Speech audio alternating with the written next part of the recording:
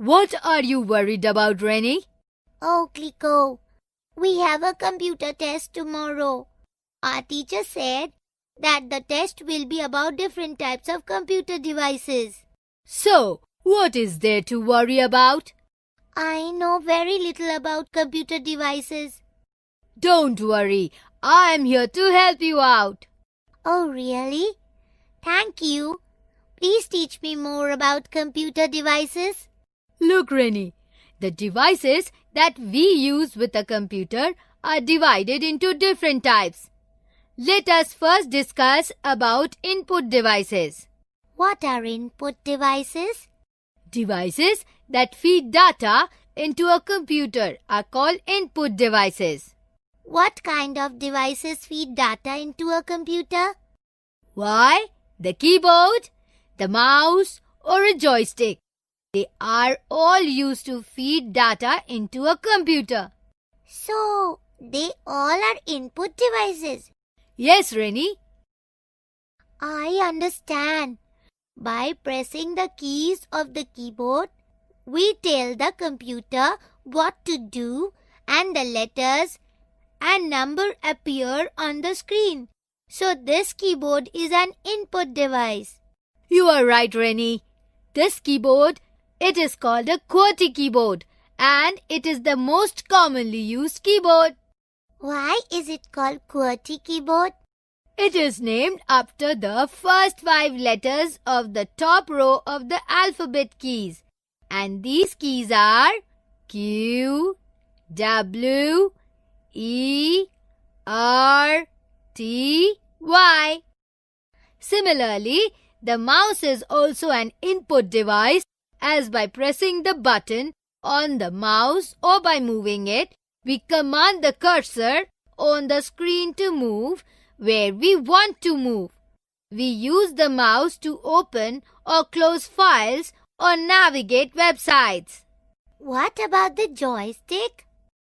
The joystick is too an input device. By pressing the buttons on the joystick or by moving it, we command the objects in the screen to move or react while playing video games. Are there any other input devices beside these 3? Yes, there are trackballs and light pens that are used with computers are also input devices. You should also keep in mind that input devices other than the keyboard are sometimes called alternate input devices. Is the monitor also an input device? No, Rennie. The monitor is an output device. What are output devices? Output devices are devices which show the result of the work done on a computer. These devices are connected to a computer with cables. Monitors, printers, and speakers are some of the output devices. Tell me more about each of them.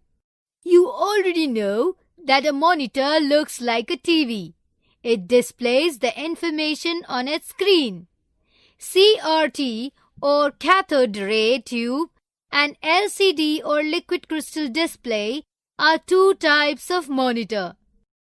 A printer is another type of output device.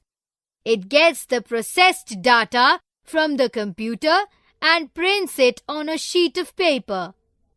Inkjet printers, laser printers, and dot matrix printers are 3 types of printers. Speakers used with computers are also output devices. They give out sound generated by the computer. Some computers have speakers built inside them and some have to be attached with wires. What about the CPU? Is it also an output device? No, Rennie. The CPU is a processing device. Tell me more about the CPU. You should know that the processing is the main step that a computer follows. All processing takes place inside the system unit or the CPU. The CPU is a box-like case. It contains the hard disk, the motherboard, the CD drive, and the floppy drive. All these information you are giving me, I'm sure I may forget some of them. I need to save them in my pen drive. You surely can, Rini. That reminds me, is the pen drive also an input device? Well, no, Rini. The pen drive is a storage device. Storage device?